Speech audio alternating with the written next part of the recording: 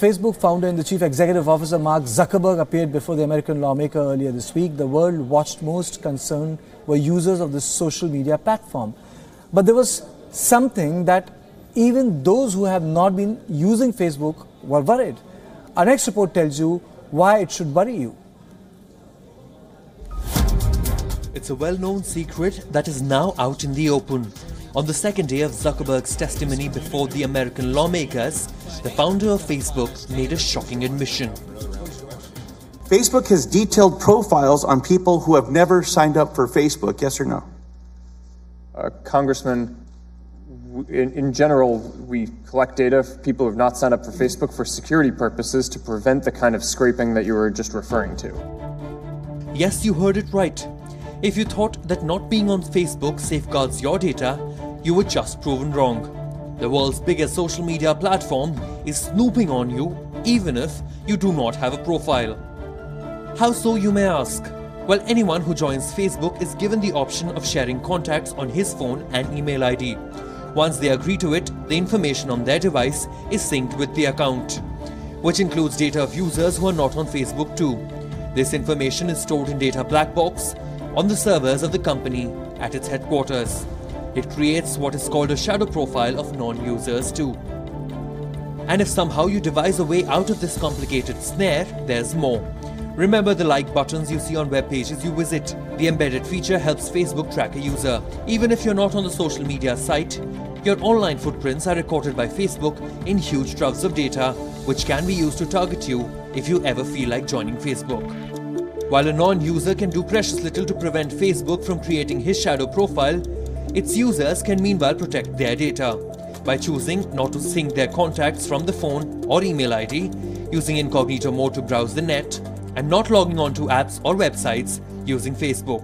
What started as a prank website in the dorms of Harvard University seems to be taking up dangerous proportions, one that demands immediate and stern intervention before the situation spirals completely out of hand.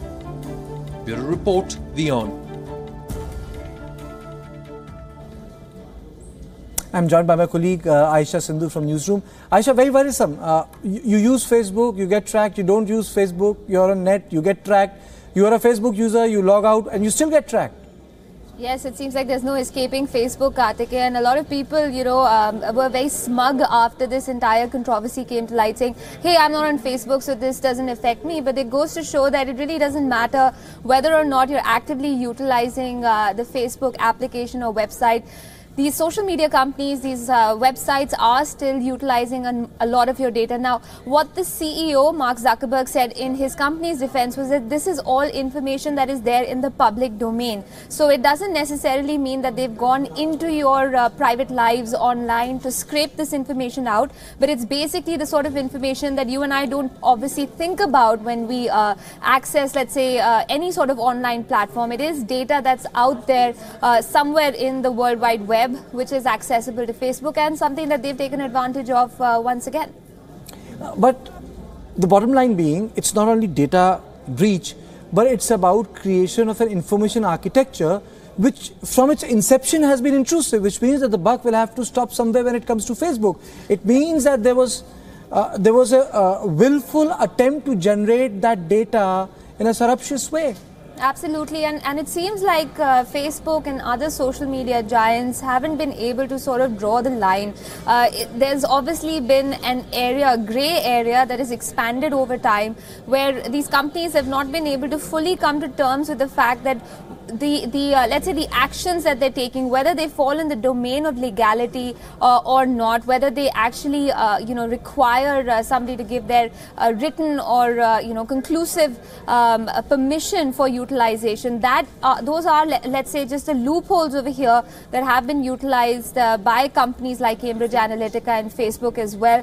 Of course, this is just the tip of the iceberg. I mean, we are getting to know of other intrusive practices by companies like YouTube, which have been tracking, the details of young children online as well. So perhaps Facebook facing the brunt, because it is at this moment of time center stage as far as this controversy goes. But when it comes to other platforms and how much of our data is being utilized therein, we'll have to just sort of keep our fingers crossed and hope for the best. And let's see how many more skeletons tumble out of the closet.